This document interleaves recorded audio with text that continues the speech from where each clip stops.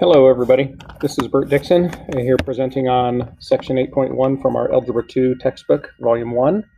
If you have the textbook, go ahead and turn to page 381, and if you don't have a textbook, then hopefully you can access your online textbook and print the pages so that you can write on them, or you can, on my assignment listing, I have these pages linked on next to today's date, so you can print them there, or as a last resort, if you don't have printing capabilities, then just take out some binder paper or a spiral and start copying down the examples as we go through. So this section is on simple rational functions. The word rational has the word ratio in it, and so a rational function is a function that can be written as a ratio, like y equals a over x is a ratio of a and x. So basically, a rational function is a fraction. Okay, so whenever we have a function like f of x equals, let's say, x plus 5 over x minus 3, that is an example of a rational function, because if the function has a fraction in it of one function over another, then we call that a rational function. Okay, so we're going to start off with the simplest rational function, which is 1 over x. And you did actually graph this before in algebra, but we'll go through and cover it again in case you've forgotten. And so let's skip to part B of this problem. To determine the end behavior of this function, we want to put in a really large and really small values for x. So in this table, it looks like our x values are getting bigger and bigger and bigger. And so what happens? If you plug in 100, you get 1 over 100. As a decimal, that is 0.01. If you plug in 1,000, we get 1 over 1,000, and that is 0.001. And if you plug in 10,000, we get 1 over 10,000, which is 0.0001. And so we see that this number is getting closer and closer to 0. So as x gets larger, f of x is approaching 0. Okay, and then let's see what happens as x approaches negative infinity. So here we'd have negative 1 over 100, and that is equal to negative 0.01. And then this would be negative 1 over 1,000, and that is negative 0.001. And then this is negative 1 over 10,000, and that is negative 0.0001. And so again, this number is getting really close to 0. So as x is getting larger in the negative direction, the y values are getting closer and closer to 0. And so we say as x approaches infinity, f of x approaches 0. So that's called end behavior, because when we're approaching negative infinity, if we think about on a graph, as we approach positive infinity, that's way out here. And as we approach negative infinity, that's way out here. So this is telling us what's happening to this graph at the extremes. And in both cases, the y values are getting closer to 0. Okay, now let's see what happens. Instead of x getting larger, let's see what happens when x gets smaller. So here we have x is 0.01, then 0.001, then 0.0001. So x is getting really, really small. So if we look at the fraction 1 divided by 0.01, that would be 100. 1 divided by 0.001 would be 1,000, and 1 divided by 0.0001 would be 10,000. So what's happening as x is getting really close to 0, the y values are getting huge. They're approaching positive infinity. So we say as x approaches 0, f of x approaches infinity. Okay, now let's see what happens as x approaches 0, but coming from the right side. So this notation, if you haven't seen that before, 0 with a plus after it or above it means we're approaching from the positive side. We're approaching 0 from the positive side. And this one, we're approaching 0 coming from the negative side. So on a number line, if 0 is here, if we're approaching from the positive side, these are positive numbers, so we're approaching 0 from that way. If we're approaching 0 from the negative side, we're approaching from that direction. Okay, So here are numbers that are getting really close to 0 coming from the negative side, or coming from the left side. Okay? And so this would be negative 1 over negative 1 over negative 0.01, which would be negative 100. Then 1 over negative 0.001 is going to be negative 1,000. And 1 over negative 0.0001 is negative 10,000. And so we see that as x is getting really close to 0, the y values are getting close to negative infinity. They're getting bigger and bigger, but negative. And so this is going to approach negative infinity.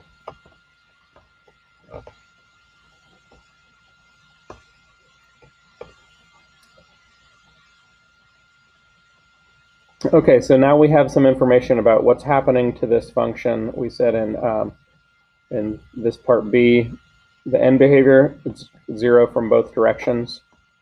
And as x gets close to 0, one of them is approaching infinity, the other one's approaching negative infinity. And then we'll plot some specific points to help us with this graph. And so when we plug in -2, 1 over -2 is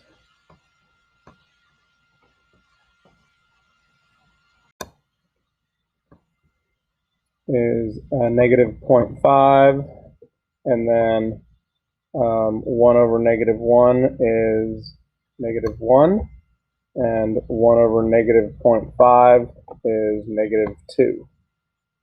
Okay, and then when we plug in 1/2, 1 over 1/2 is 2, 1 over 1 is 1, and 1 over 2 is 1/2 or 0.5. And so now we have some points that we can plot.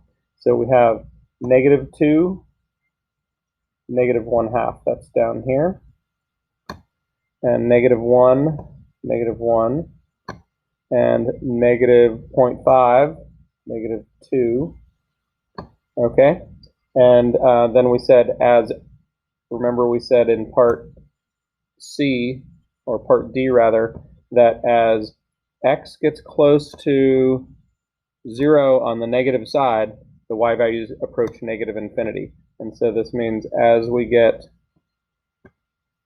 closer to, if we're moving along here, as we get closer to negative infinity, or as we get close to 0, the y values are going to approach negative infinity. So notice we can't plug in 0 because it would be 1 divided by 0. It's undefined. But as we get close to 0, this is going to approach negative infinity. And then we said the left end behavior, as the x value approaches negative infinity, the y value approaches 0. So it's going to get closer and closer to the x-axis. And then if we plot these other points, we have 0.52, that would be right about there. We have 1, 1, and we have 2.5. And now we can do the same thing. We said as x gets close to 0, coming from the positive side, it approaches positive infinity. And as x approaches infinity, y approaches 0. So it's going to get, again, closer and closer to that x-axis. So we have a vertical asymptote here. The graph can't cross that because we can't plug in 0. And so that is our final graph.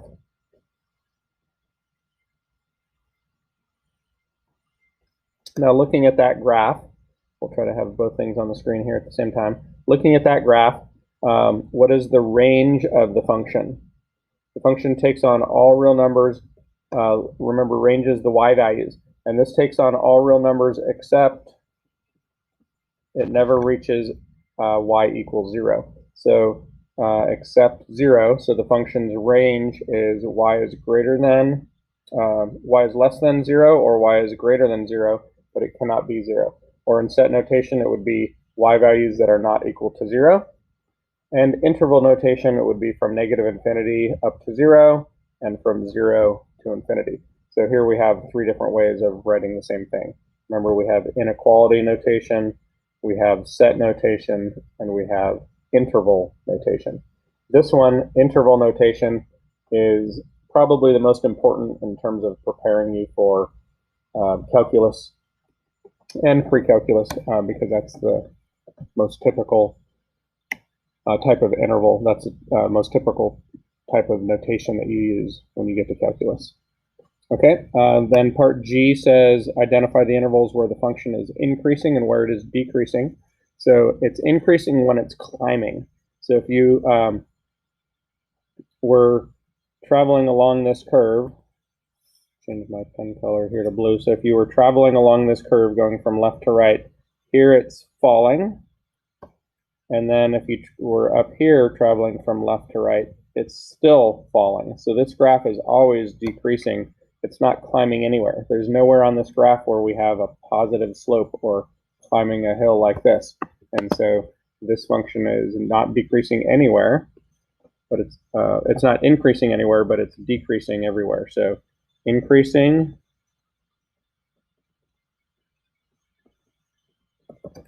none, decreasing on its entire domain, which is it's decreasing from negative infinity to 0 and from 0 to infinity. So that's basically everywhere except at 0 because the function isn't defined at 0. And then determine whether f of x is an even function or an odd function or neither. So an even function, remember, has the definition that f of negative x is equal to f of positive x. That's not happening here because f of negative 2 is not the same as f of positive 2. They're actually reflections of each other, and that's when f of negative x equals negative f of x. So this is the definition of even, and this is the definition of odd, and sometimes neither one happens, but this one does happen on this graph because if I plug in negative 2, I get negative 1/2, but if I plug in positive 2, I get positive 1/2. So it's the same number but opposite sign, and so that's an example of an odd function. So this is odd. Okay, so next we're going to look at graphing transformations of that function 1 over x, and so we can move that function up and down and left and right and stretch it vertically or horizontally using this general format. And so just as we've seen for other functions that we've transformed, the h and k are the vertical and horizontal shift. A is the vertical stretch or compression. If a is bigger than 1, then it's vertical stretch.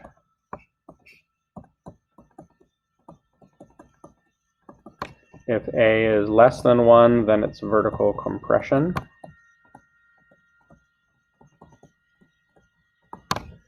If b is bigger than 1, then it's horizontal stretch.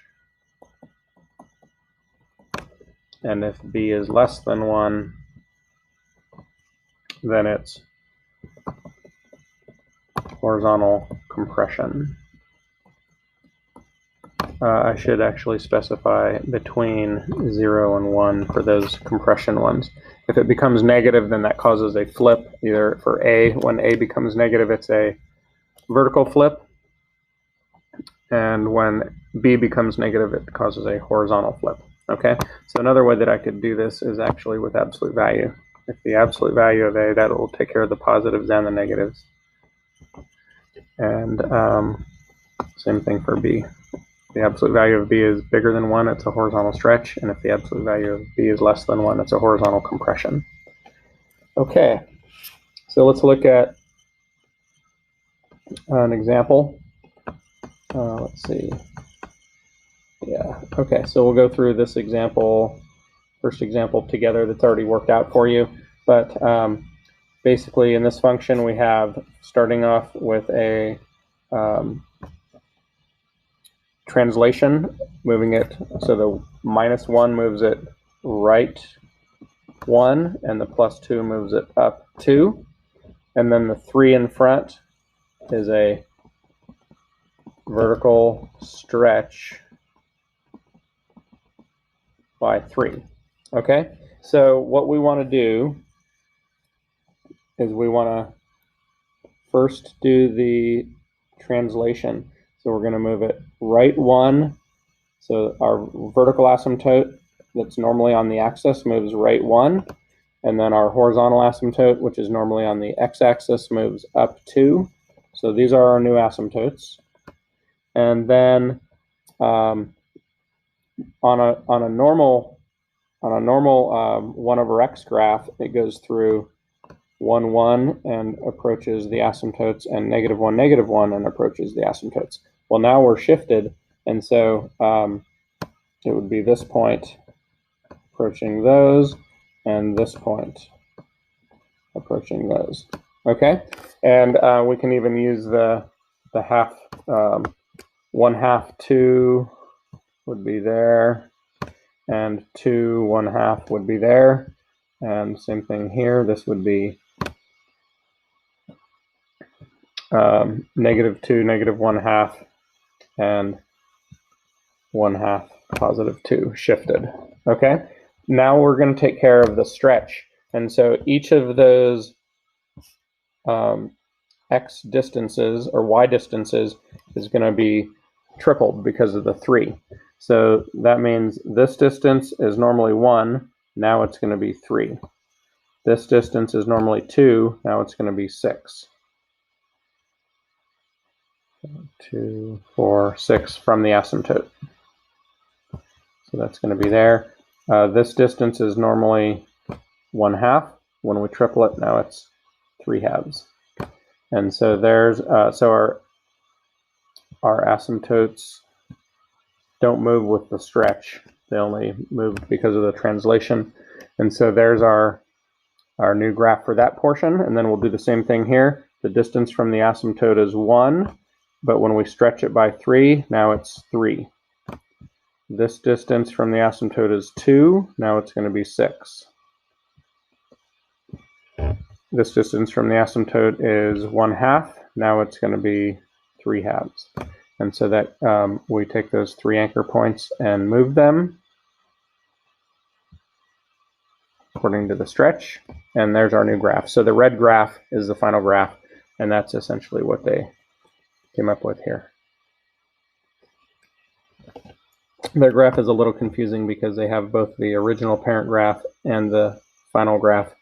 They're all together, but on this graph, on my graph, it's just the red.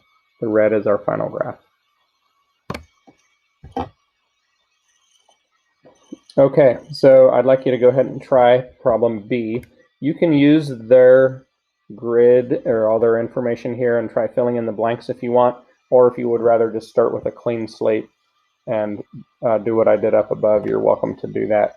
So either way, pause your video, try example B, and then press play when you're ready to check your solution.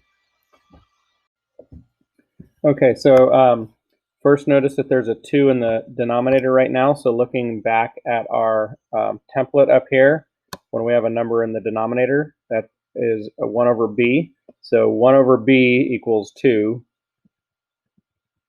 which means b equals 1/2. So notice that this could be rewritten. We could say g of x is 1 over 1/2 x plus 3 minus 1. Now that seems like a crazy way to write it, but that's how we would write it using to figure out what b is. And so 1 divided by 1/2 is 2. So you see that this is exactly the same as what they gave us, but now we can see that b equals 1/2. And so that's going to compress all the x values by 1/2. So that's a horizontal compression. Okay, and so we have, now that we have it rewritten, and we can see that the x plus 3, that's going to cause a shift to the left 3, and then the minus 1 is down 1. Okay, so we have a shift left 3 and down 1. We have a horizontal compression by 1/2. Okay, so now there's two ways to approach it. I'll show what they're doing in the table here. You don't have to do it by their method. You can do what I did up above and just transform our anchor points on the graph. So let me explain what they're doing. Since this graph is being shifted left 3 and down 1, we can go left 3. Our vertical asymptote is going to be there. That would be x equals -3.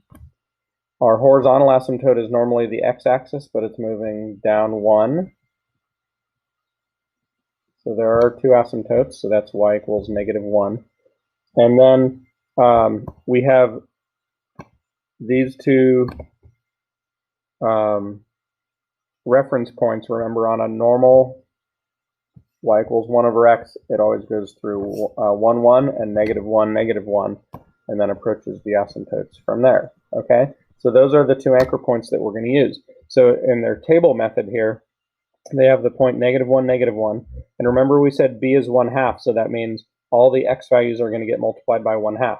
So we multiply the x value by 1/2, that's -1, and then we subtract 3 to shift it to the left 3.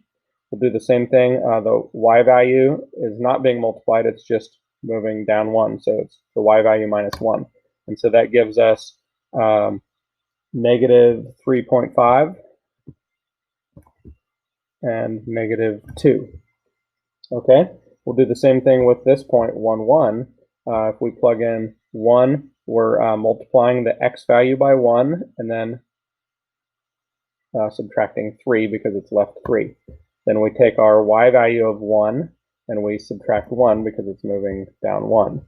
And so that gives us the values -2.5, 0. Okay, so that's one method to transform the anchor points. Okay, what I showed up above is a little bit differently. I think of these new asymptotes that we have here.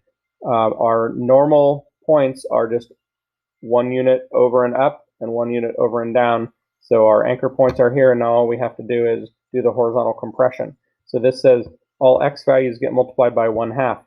So this vertical distance from the asymptote is 1. So when I do the horizontal compression, sorry, it's supposed to be horizontal compression. It's since this horizontal distance is 1, when we compress that, it becomes 1/2. So our new point is right there. We'll do the same thing with this one. This was a distance of 1. When we compress that, now it's 1/2. And now we can just take those 2 points and let it approach our asymptotes.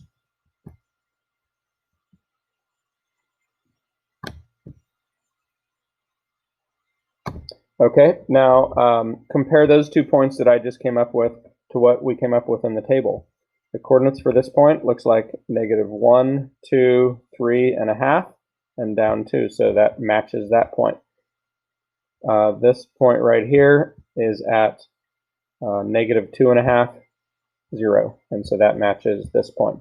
So you get the same results whether you do the table method or if you just always start with your anchor points at 1, 1, -1, -1, and then shift them and apply the compression or stretch. They end up with the same result. Okay, and so then our domain, looking at this graph, our domain, we can plug in any value except where the vertical asymptote is, so that's -3. So x has to be less than -3 or greater than -3. X is not -3. Interval notation would be from -infinity to -3 and -3 to infinity. The range, this graph takes on all possible y values except where this horizontal asymptote is. The graph never actually reaches -1, so that means y has to be less than -1 or greater than -1, but not equal to -1, and the interval notation would go from -infinity to -1 and -1 to infinity. Okay, so here are a couple more to try. Let's go ahead and we'll have you try number 4. And so you can treat this as a equals 0.5 or negative 1/2, and go ahead and then see if you, what they've given you here is a graph of the parent function, so see if you can go ahead and do the transformations. Pause your video, try this one out, and then press play when you're ready to see the solution.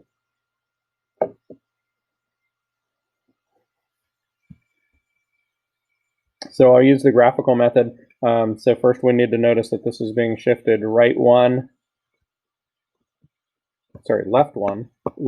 and down 3. Left 1, down 3. So our vertical asymptote is going to be left 1, and our horizontal asymptote is going to be down 3. And so our normal anchor points would be here and here, and we're multiplying the y values by negative 1/2. And so this is a distance of a vertical distance of 1. Now we multiply that by negative 1/2, and it's going to go down 1/2. So instead of up 1, it's moving down 1/2. And then this one is a vertical distance of negative 1. When we multiply by negative 1/2, becomes positive 1/2. And so now we see that our graph, when we go through those 2 points and approach the asymptotes, we see our graph has flipped upside down from what the parent function is. Okay, so that's just using those 2 anchor points. If you wanted to use the table method, they would do it like this. So you'd start with the point 1, 1, and so it's going to look like this in the table. You're going to do the x value plus 1, or actually minus 1, because it's left 1, and then the y value is going to be negative 1/2 times the y value minus 3, because it's down 3. And so that, if you simplify that, that becomes 0 and negative 3.5. And so if you look on our graph, that point right there is 0, negative 3.5. So that matches what we got from the table. And then we take our other anchor point, negative 1, negative 1. We're going to do negative 1 minus 1 and negative 1/2 times negative 1 minus 3. And then that would give us negative 2 and negative 2.5. And that's exactly where that point is. So both methods give you the same points on your graph, and then you let them approach the asymptotes.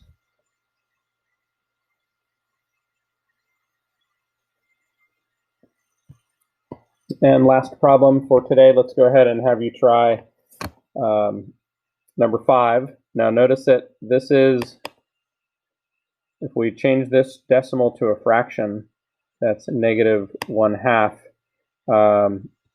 x minus 2 plus 1. So we can already see that b is equal to negative 2. b equals negative 2, and then you've got a translation going on there as well. So go ahead, and I've given you just a little hint to get that one started. Go ahead and see if you can finish that one, and then press play when you're ready to see the solution.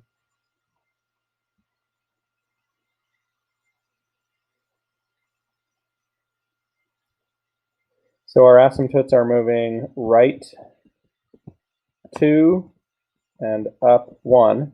So right 2 and up 1. So these are our new asymptotes. And since b is negative 2, that means that's going to be a horizontal stretch by 2 and horizontal flip. Okay, and so our horizontal distance, let's see if we take my 2 anchor points compared to the moved asymptotes. This horizontal distance is 1. We're going to multiply it by negative 2, and so it's going to end up over here 2 units away. So what was a positive 1 becomes -2. This distance is -1, and so that's going to become +2. So that would move over onto this side. And so now we let those 2 red points are our new anchor points, and we let the graph approach the asymptotes. Okay, and so that's it for today's lesson. There is some more work to do in 8.1, but we'll finish that another day. Have a great day, everybody.